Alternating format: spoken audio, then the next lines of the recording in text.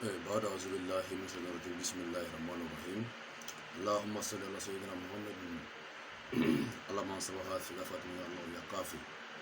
اللهم صلت على الدين سمارش آدم إسا محمد الله كن فيكون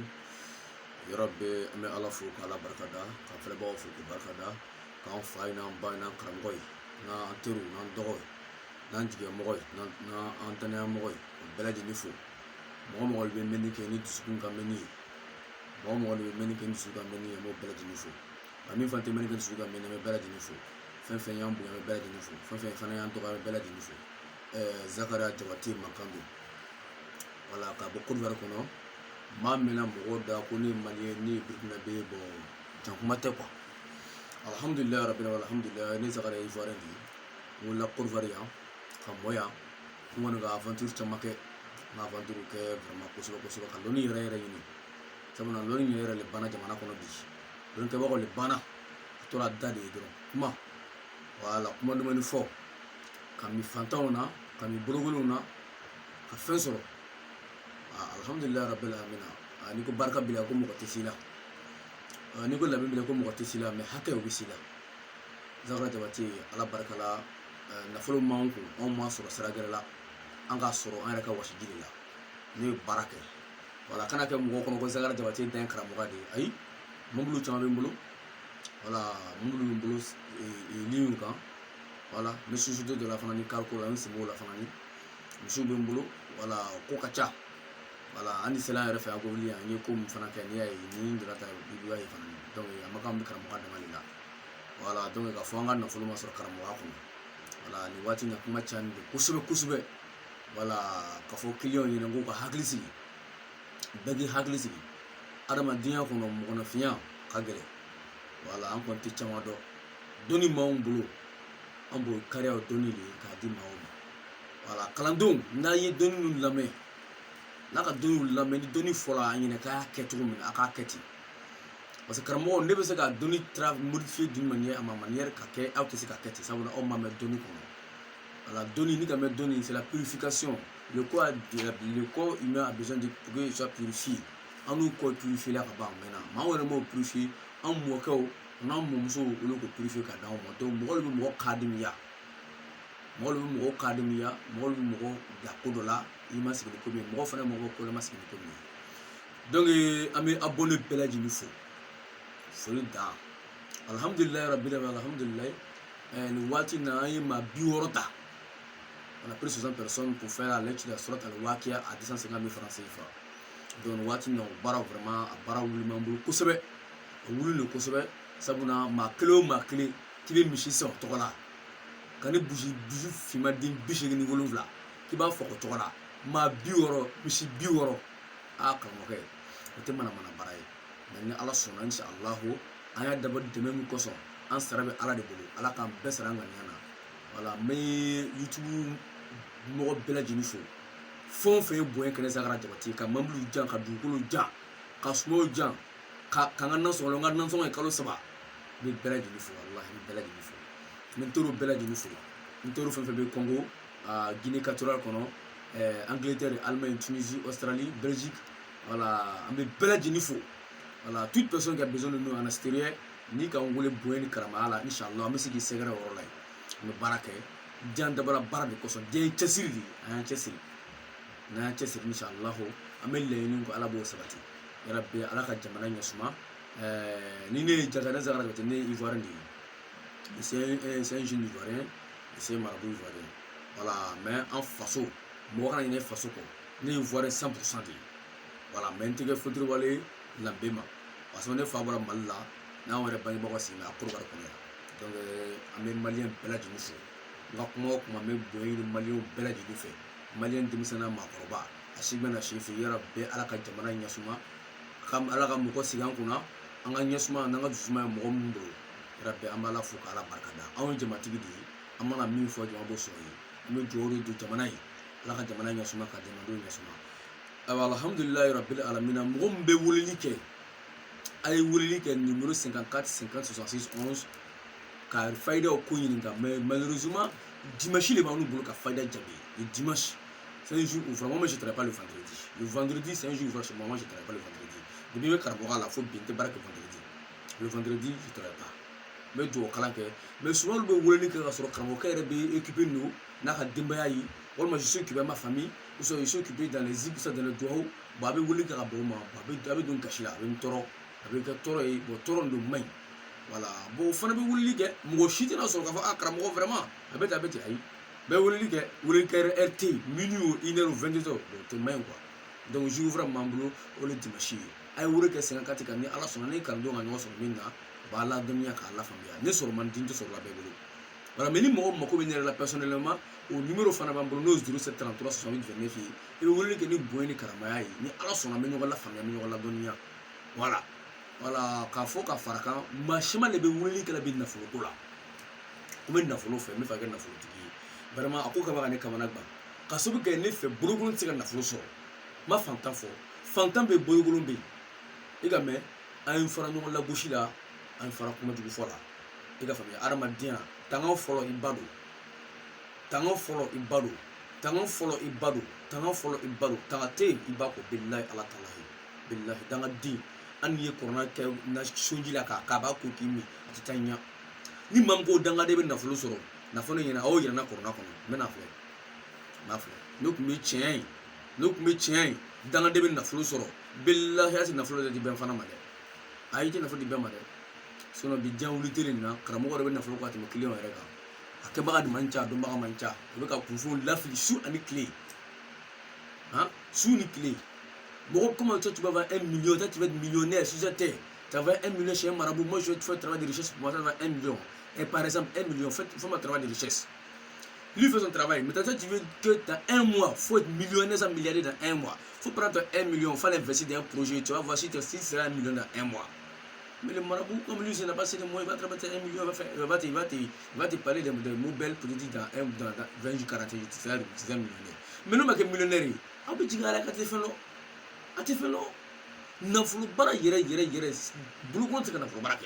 Moi, mon travail de richesse, 32 millions, 22 millions, 18 millions. Le tout petit, c'est 6 millions. Ma kalwa dui. Allahumma afu alena wa hamna wa rujukuna za anda zalbi informati bilisa. Ma kalwa du tete. Ni me bondake. Parce que la unité là quoi. I ka faamuya baraji koto la ne b'a k'i ye famille ma famille da n'a mana bɛn min kan ne bɛ ka baara k'i ye de ka nafolo baara b'an fɛ yan mais n'i ka garizigɛ le tiɲɛ don ne alahuma i y'a fatɔ yɛrɛ sasi kɔnɔ kɛ sira ne bɛ se ka lajɛ k'i garizigɛ dayɛlɛ n'i bɛ 100 sɔrɔ tile kɔnɔ m'a kɛ i bɛ miliyɔn 1 sɔrɔ ala k'o se ka ɲi tagara jabati donc ne bɛɛ lajɛlen fo an ka ɲɔgɔn lafaamuya ka baara kɛ bonya b'o kɔnɔ karamaya b'o kɔnɔ i ka faamuya bɛɛ tɛ se ka video kɛ YouTube sanfɛ a kana to kɛ manamanakan yɛrɛ de YouTube sanfɛ loni kante ka fɔ mais n tɛ n dimi kunfu de bɛ ne jɔrɔ la quoi ne ka cɛsiri min kɛ YouTube sanfɛ n nana ye vraiment n découragé an ka dabila parce que ma cɛsiri kɔnɔ n tɛ ka bonya kɔnɔ quoi kaye kunfu de sigi ni kaye dɔrɔn fayida mana fɔ dɔrɔn a b'a sɛbɛnni fayida a b'a sɛbɛnni mon frère wari tɛ sa dɛ olu tɛ ne wɛrɛ bɔ ko la jɔn k'e bɔ ko la ayi wallahi si tɛ marabout est puissant s'il est vraiment puissant moi Zakara Diabaté n wele n ko don fɔ client dɔ bila on a ka déposer 10 clients pour lui dans 10 jours on a ka les rendre milliardaires 10 jours seulement i bɛ jamana ni yara n'i ka karamɔgɔ sɔrɔ i bɛ na fɔ ne ɲɛna nka e ye kabako a ye sabari a ye ɲɔgɔn bonya ɲɔgɔn kalama bon alhamdulilayi rabbil alamin fayida damadama b'an bolo bi wala an ka balimaw dɔ de y'a sɛbɛnni faransi la ka d'a ma k'an ye sabari an ye mɔgɔw ladɔnniya o fayidaw kan wa Zakara Diabaté ne b'a Agouville de kɔnɔ yan voilà toutes personnes qui sont envoûtées par la sorcellerie voilà pour ça par la fétichisme voilà ou soit par les blocages ou soit par les blocages tout voilà siribi mɔgɔ min kan n'i ka ko bɛɛ ɲagamin don voilà moi je t'ai pas dit viens chez moi je vais me donner 1 million 2 millions 6 millions je vais travailler pour toi mais au contraire fais ça pour toi-même voilà ceux qui n'ont pas les moyens les failles qu'on donne c'est ça vous prenez pour vous aider mais si tu m'appelles en personne comment je t'aide moi je vais te dire mes règles et je vais te faire les procédures et les dépenses financières mais pas que tu n'as pas de l'argent parce que c'est comme ça moi je travaille voilà donc siritigɛ fila de ye nin ye ni siri b'i kan siri mana gbɛlɛya cogo o cogo dugukolo kan ka bɔ ala ta la ala yɛrɛ ka siri i ne bati sara bi kala sadi don walahi abilahi ka bɔ o siri la e ka mɛn ka bɔ ala ka latigɛ la ka fɔ ko maaw ka latigɛ ani jinɛw ni adamadenw ni subagaw ma mɔgɔ soma tɔgɔ fɔ ma muru tɔgɔ fɔ donc ye n'i ye nin kɛ soma tɛ si la muru tɛ si la hey doni bɛɛ sara bɛ yen dɛ bamanan waliyuw bɛ yen bi karamɔgɔw bɛ jɛnɛya la u b'o t'o fɔ la les marabouts sont à faire des commandes de la duté matin midi soir t'o fɔ la Et les moments où je connais les Bambara depuis son nez, je n'ai jamais connu l'adultère. Moi, je les connais même de naissance. Warto, Santo, mais le commis à la maison. Et quand vous avez encouragé comme voilà. Donc, ni Siribikan. Comment tu dois savoir que Siribikan? Si tu gagnes 100 000 par exemple par mois, il y avait 50 000. C'est le beau.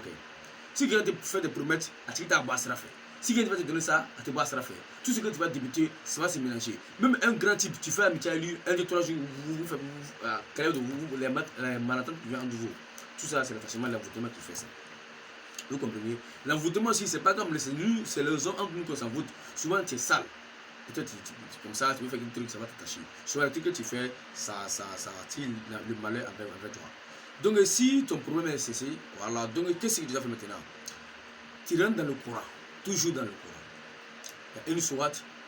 on est dans le courant, sourate Layla fi Qurayshin. Layla fi Qurayshin, tout le complet. Tu écris Layla fi Qurayshin 99 fois. Tu écris Layla fi Qurayshin 99 fois. Après d'avoir écrit Layla fi Qurayshin 99 fois, Layla fi Qurayshin, c'est bien qu'on dort. Alhamdulillah, le nasi que tu as pris, tu divises en 2 parties. Le premier nasi de Layla fi Qurayshin 99 fois, tu cherches un truc de kafura. Si tu n'as pas kafura, tu cherches un parfum, tu mets dedans, tu te poses. Maintenant, la deuxième partie, tu cherches un pigeon. Que ça, pigeon, comment je comprends, je ne sais pas trop le français. Pigeon et pigeon. Pigeon blanc ou noir, non. Quel pigeon qui vole seulement. Tu cherches 2 pigeons, tu égorges. Et tu prépares avec le nasi de Layla fi Qurayshin et tu manges. Os de pigeon, intestin, tout, tu gères ça ou on jette les ordures. Maintenant, la première partie de nasi là, tu mets le parfum dedans. Parfum que tu veux, tu feras ça pendant 9 jours. Tu as vu? Ça peut faire 9 jours. Le Koudam qui est dans Layla fi Qurayshin, il va te montrer le sacrifice que tu dois enlever. Voilà, parce que moi je dis, moi je ne parle pas avec des sourates simples. Voilà, tous les sourates que moi je dis, j'ai déjà invoqué. Il y a Koudam qui sont dedans là. C'est ça, moi j'ai besoin. C'est comme ça notre travail. Voilà, donc alhamdulillah, si tu fais ça, l'envoûtement que sur toi, Inch'Allah, grâce à Dieu, habitera. Ça c'est kun faya kun, tarafa aïe. Vous avez compris? La deuxième version maintenant, ceux qui sont malades, mais la maladie qui a été connue, voilà. Il y a un petit truc seulement, je n'ai pas envie de mettre ma bouche dedans, mais je vais me brosser un peu. Mais les jours à venir, on va parler de ça. Le tchabi saba. Voilà, si tu es malade, vraiment, ton corps ne bouge pas, tu as une maladie que tu as tout parcouru, tu n'as pas eu de remède. Donc tu cherches un jeune croyant, ou soit un jeune marabout, ou soit quelque chose comme une personne qui connaît le tchabi saba. Voilà, tu traces le tchabi saba sur le walha 30 fois. Tu traces le tchabi saba, voilà, le complet. 1, 2, jusqu'à 30 fois. Maintenant, le tchabi saba 30 fois, le moubine qui est dedans là, voilà, tu n'écris rien dedans. Tu ouvres seulement, tu écris. Si tu as fait maintenant, tu mets le walha, tu dis, ah Dieu, maladie que sur moi, j'enlève le malheur pour mettre dans le trou là. Tu souffles avec ta bouche. Maintenant, tu laves le nasi maintenant.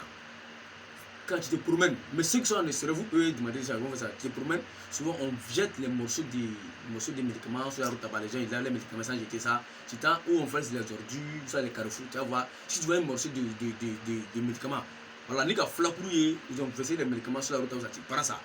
2 bouts, ça, une boule, c'est ça, tu viens souffler, ça, tu brûles ça dans la cannerie, tu mets le poudre, on va t'expliquer ça, ou ça, tu mets le poudre dans le nasi maintenant, tu frosses ça pendant 21 jours. 21 jours. Pendant 21 jours, le malheur qui est sur toi, outre l'environnement que tu as là, les djinns qui gouvernent sur l'environnement, il va prendre ce malheur pendant sur toi, il va les mettre ça, où on jette les ordures là. Ça, c'est eux qui font ça. Voilà, souvent il y a un marabout qui dit, moi j'enlève les maladies sur toi pendant mais sur autre truc, ça existe. Voilà, la connaissance existe. Tout ce que dit ça, c'est pas faux, c'est que tu as bien promené encore. Donc, il y a des gens qui sont bisaba, ni bana bila bana ba to sele makaramoke, atunya ti bolo seti ga to sula. Et bien flakuru yini min fait sera dans les bols yini, voilà, au proclémer fla, ka susu wala ka adutaka la ka mouye, ka shishi, ka kenashi na tiba mo fargolo la, klem mo anikele, na yo ka rel lani, alani abena feno be ka sama ka boala. Abena feno be na mshuve ka sama sama, makana sera futi. Na Allah sona bana be boala. O bana kelen ta faga yani la kana sigi cɛ inshallah ma fɔ siman bana o barakala n'ala kun ko kɛ ala bɛ si jan ani kɛnɛya ala b'a kafa an n'a ma voilà alhamdulillahi rabbil alamina et tout là c'est qu'ils ont créé pour moi ici c'est la chance voilà il y a les gens même vraiment ils sont pas chanceux oui même si on jette 20 milliards au paquet ramassé lui va pas avoir 20 milliards là lui va passer à côté de ça voilà 2 secondes tu vois si tu as la chance c'est très très bon donc si tu as un problème de chance Tu étais au marché, si tu étais au marché maintenant, tu demandes à les femmes. Tu demandes les femmes, ceux qui vendent les piments. Piment, moi, je vais faire le là.